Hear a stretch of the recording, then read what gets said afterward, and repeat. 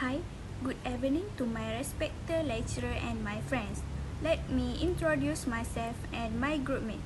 I'm Mastura binti Kamar Zaman and my metric number is 01 DPM20F1009 and I am as first presenter. Next, we have Nurul Nadira binti Muhammad Nashiruddin with metric number 01 DPM20F1026 as a second presenter. And the last presenter is Muhammad Fakhrul Amin bin Azhari with metric number 01 DPM20F1031. We will present about financial problem caused by overspending from Julia. First, like we talk about strength and weaknesses from Julia financial topic. For the strength, Julia has a monthly income from her stable job, which is $2,000. Also, Julia is brave and meets with a LIT to ask for some recommendation about her debt.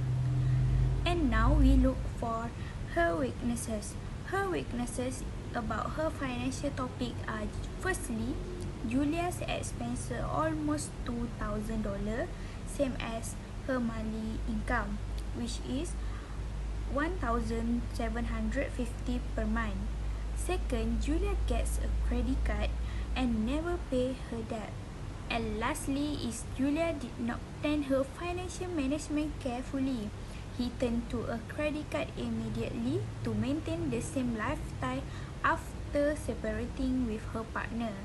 That's all strengths and weaknesses that I found from her case. Now, we move to the next point, which is correction or any misinformation that Julia has about financial topic. The first one is Julia thinks when she gets a credit card, she will feel a little happy because she can spend a lot of money to comfort her children. Next, Julia did not take the advice of anyone who is knowledgeable about financial management before she made a credit card. Therefore, she has a lot of credit card debt. Next, what my comment about Julia's cash flow? Julia has monthly income which is $2,000 per month from her stable job. But Julia also has monthly expenses that need to be paid. Her rent costs $750 per month. Expenses relating to groceries, transport, and various service account for about $1,000 every month. Julia expenses total is $1,750 per month. Those high expenses that Julia needs to pay because her monthly income is only $2,000. So the balance after she pay the expenses would be $2,250. Unfortunately, she gets a credit card because he did want to suffer her children with her loss of income. Now Julia has a debt pile from her credit card. Hello, my name is Nurul Nadira binti Muhammad Nashiruddin. My number metric is 01 DPM20F1026. Now, I will comment about Julia's emotional issue. The issue is fierce. She did not want her children to suffer from the loss of income following the separation, so she turned to credit cards to maintain the same lifestyle. Julia is the person who does not like to cause any delayed payment, but due to her increasing commitment causes her to pay her debt slowly. It will cause her fear and panic because there definitely will be unexpected possibilities that will happen. The National Institute of Mental Health estimates that 40 million Americans suffers from anxiety because financial worries are a massive trigger for those disorders. The thought of getting a late payment notice doesn't just make her feel uncomfortable, but it also gives her a rapid heartbeat, shortness of breath, dry mouth, head itches, and the shakes. Okay, now I will talk about the action that we need to do for financial issue. Firstly, Julia needs to find professional advice. This is because she's unable to continue making her monthly minimum payments on her credit cards. Secondly, keep track all of your spending. When you are faced with a pile of past due bills and mounting debt, buying a coffee on the way to work may seem like an irrelevant expenses. But seemingly small expenses can mount up over time, so keep track of everything. Yeah, that's it. Thirdly, Julia create a monthly budget. Include everyday expenses in her budget, such as groceries and the cost of traveling to work, as well as monthly rent, mortgage, and utility bills. Lastly, manage your overall stress. Resolving financial problems tends to involve small steps that reap rewards over time. In the current economic climates, it's unlikely your financial difficulties will disappear overnight.